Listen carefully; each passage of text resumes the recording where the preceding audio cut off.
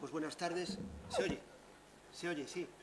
Bueno, buenas tardes y gracias por contar conmigo en la participación de esta jornada. A ver, voy a intentar poner un poco de picante, según comentasteis en la anterior presentación, pero bueno, lo que me gustaría hablar sobre todo es de una frase que comentó al final de todo Jorge Roel, que no lo veo por aquí, que hablaba de, podemos todos los que estamos aquí hablar de lo que es el delta V. Estamos manejando un criterio para la valoración del criterio de intensidad cuando en realidad a lo mejor tampoco sabemos muy bien de lo que estamos hablando. Pues es un poco hablar de lo que es la validez de la biomecánica del impacto. La validez de la biomecánica del impacto, de la biomecánica forense, es una ciencia absolutamente consolidada a partir de la segunda mitad de la década pasada, cuando se empezó a investigar sobre todo en aeroespacial, ¿no? Los primeros investigadores eran aquellos que veían qué pasaba con los pilotos que salían catapultados de los portaaviones, que tenían unos síntomas inmediatos, así como una breve pérdida de conocimiento, ¿no? Hoy existe una ciencia totalmente consolidada, en base a la investigación, publicaciones de enorme prestigio y de muy consolidadas, digamos, en la comunidad científica. La biomecánica del impacto, como veréis, ha evolucionado en los últimos 50 años, desde aquellos dummies primitivos de los años, finales de los años 50, el BioRIT-3 específico para cuello, estudios con cadáveres, trineos todavía con voluntarios. Esto solo sucede en Japón, ¿eh? Los trineos con voluntarios en este momento solo lo hacen en Japón. Modelos numéricos y modelos computacionales que acaban sustituyendo totalmente a lo que es la investigación clásica con dummies. Gracias a todo esto, hoy conocemos magnitudes físicas que se relacionan con la capacidad lesiva de un accidente.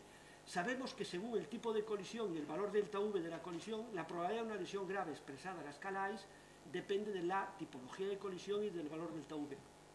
Sabemos la fuerza necesaria expresada en newtons para producir una fractura craneal. Sabemos la fuerza necesaria expresada en megapascales para romper un tendón supraespinoso. Conocemos la aceleración angular, la velocidad angular, la aceleración lineal necesaria para producir una lesión axonal difusa. Conocemos las magnitudes físicas que lesionan el cuerpo humano. Y eso nace de la investigación de la biomecánica del impacto. Conocemos, y gracias a la investigación de la biomecánica del impacto, se han implementado dispositivos de seguridad, cinturones cada vez más precisos, medidas como por ejemplo los reposacabezas activos, sistemas de regulación o de retención infantil.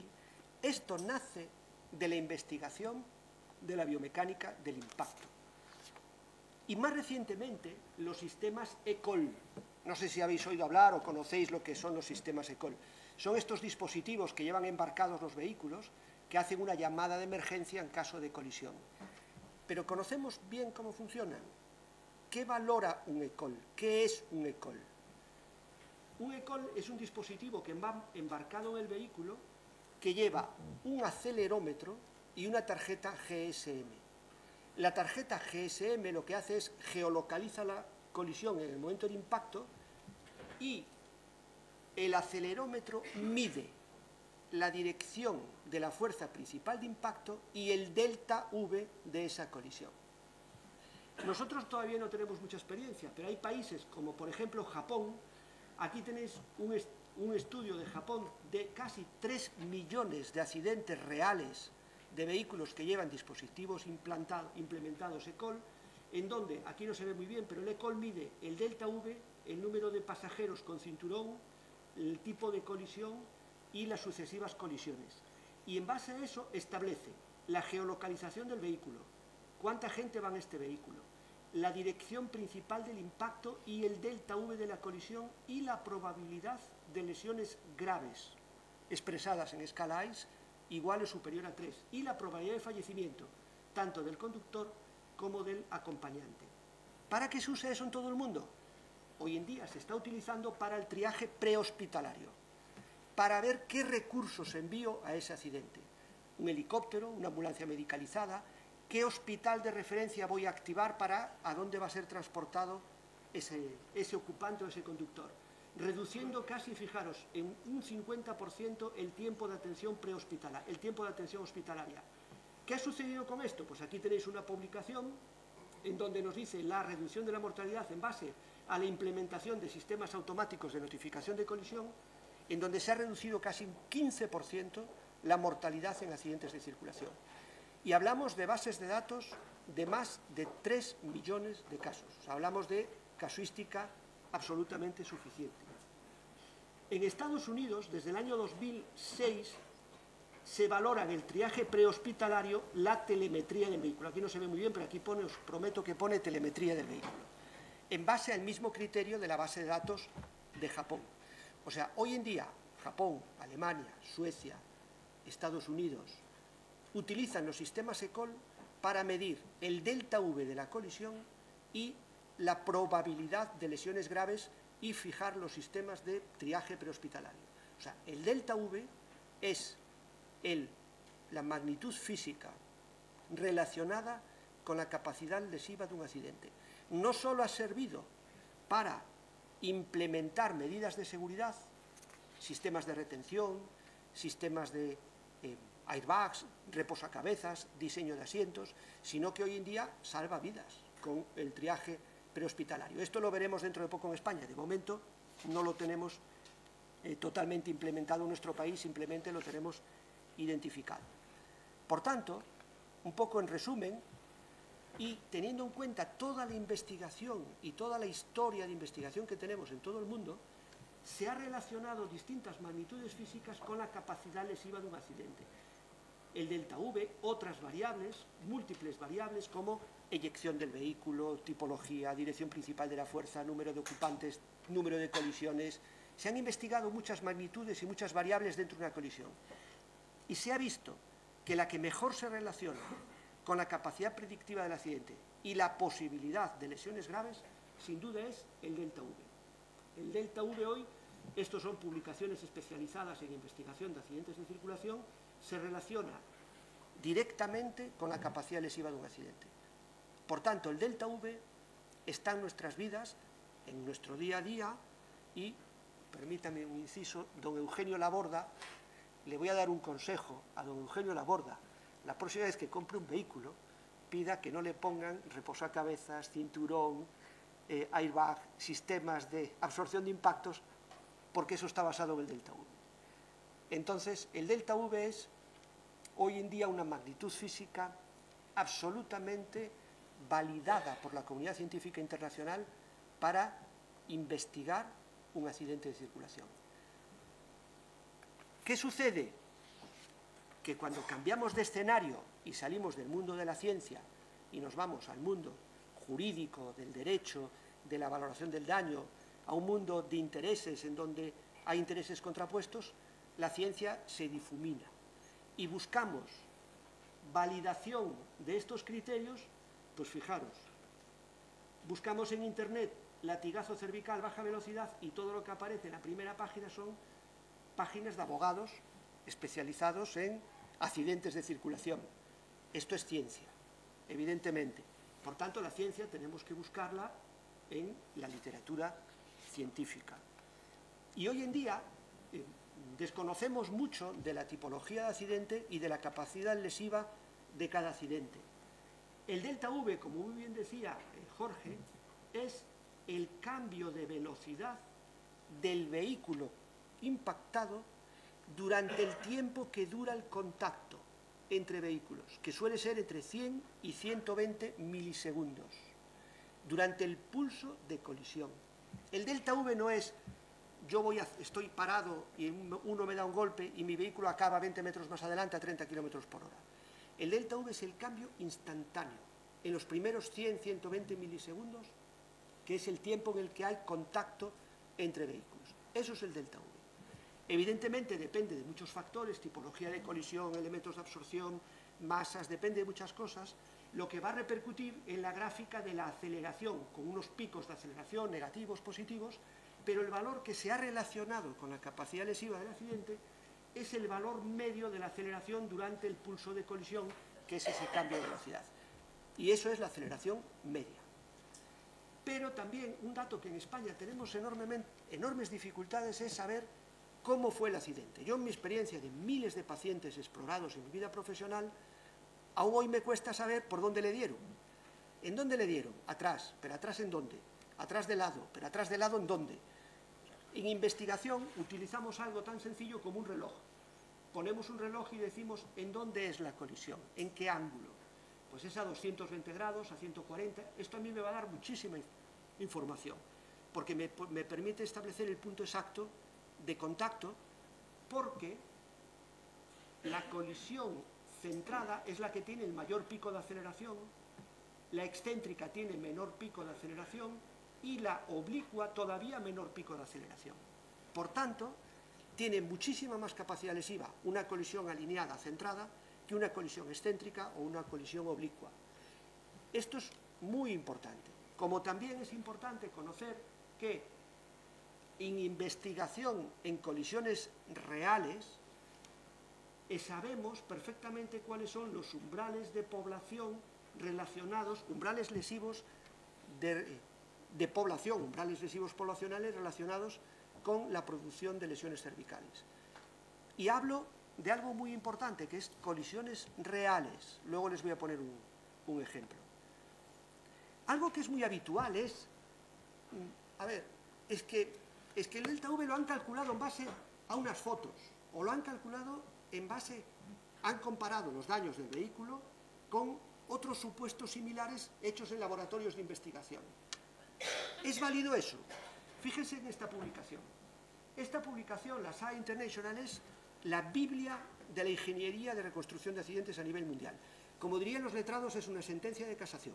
O sea, todo lo que se publica aquí es una sentencia de casación. Bien, publicación de septiembre del 2022. Han estudiado miles de colisiones de vehículos que llevaban implementados EDRs, que son cajas negras, en donde esas cajas negras nos dicen en el instante del accidente cuál es el delta V de la colisión y la dirección principal de la fuerza. Lo han comparado con los mismos valores que saldrían haciendo un estudio de ese accidente, comparándolo con modelos como se hace aquí en España. Y han visto que en las colisiones con delta V de bajo, entre 0 y 16, incluso la reconstrucción basada en estudios de investigación es incluso superior a la que dan los valores de los dispositivos que van en los vehículos. Por tanto, si la reconstrucción está bien hecha, no es necesario, o sea, se puede validar perfectamente el estudio comparativo con estudios de investigación. Otra cosa que también es habitual es la discusión de los umbrales lesivos. Esto está publicado en el trabajo que publicamos nosotros ya en el año 2016. Estos son estudios con voluntarios y estudios con colisiones reales, en donde se fijaban distintos umbrales de lesión. Esto no está hecho para un convenio de asistencia sanitaria. Estos estudios están hechos en el ámbito de la biomecánica del impacto para valorar la seguridad de los vehículos en los que circulamos, para homologar un asiento, para homologar un reposacabezas. No están hechos para la medicina legal. Nosotros los rescatamos a la medicina legal, pero no están pensados para la medicina legal. Y observamos que son muy similares los valores que nos daban los trabajos de investigación con voluntarios a los valores que obtenemos con vehículos que ya llevan dispositivos que nos dicen en el momento el valor exacto del delta V. Y realmente hay un trabajo relevante publicado en Spain. Spain, en medicina, es algo así como la revista de mayor índice de impacto de la especialidad de columna. O sea, publicar en Spain es difícil, porque es una revista con revisión por pares, los artículos tienen que ser sólidos, fundamentados, científicos. Bien, pues Spain han hecho un estudio y fíjense lo que han comparado. Han comparado todos los estudios con voluntarios hechos en trineos, aquellos famosos que conocen todos de McConnell, que se citan tanto por ahí en la bibliografía, en donde había 1984 voluntarios implicados y 51 estudios. Son estos estudios que hablo yo aquí, los de McConnell, Szabo, Castro, Grohl, Davis, son los clásicos estudios con voluntarios. Se ha comparado con ocupantes que han sufrido colisiones reales con 500.000 ocupantes de colisiones reales de vehículos que llevaban dispositivos de toma de datos. y nos dicen que los valores, los umbrales que habíamos establecido para las colisiones con voluntarios son idénticos a los que se obtienen en las colisiones reales. Por tanto, los valores anteriores con voluntarios en colisiones de baja intensidad para los americanos son en torno a 8 km por hora, incluso para algunos autores 16 km por hora. Son estudios perfectamente válidos. De ahí nuestra publicación, que bueno, pues, se ha convertido un poco en una referencia a nivel nacional. Incluso hay otros países como México que también la han adoptado como criterio. Están basados en una revisión sistemática de bibliografía de colisiones reales y hemos establecido umbrales de seguridad. Umbrales de seguridad en base a los cuales, por debajo de ellos, no existían accidentados, no existían lesiones, colisiones reales. En conclusión, yo diría tres cosas. En primer lugar, la biomecánica forense, como disciplina emergente de la biomecánica del impacto, consideren que es una ciencia consolidada.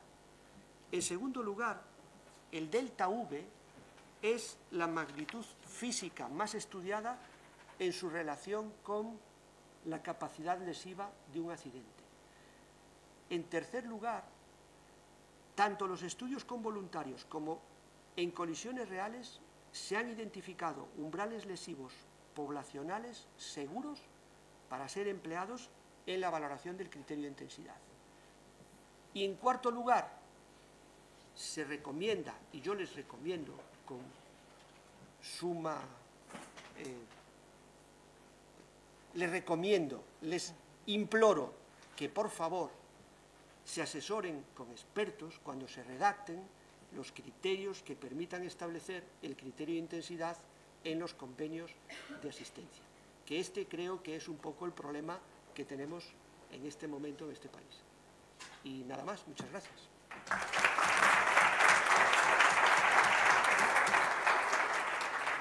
Muchas gracias por haber sido nombrado. Seguiré comprando el coche como me lo venden y seguiré creyendo que el delta V es para los coches, porque la pregunta siempre será la misma.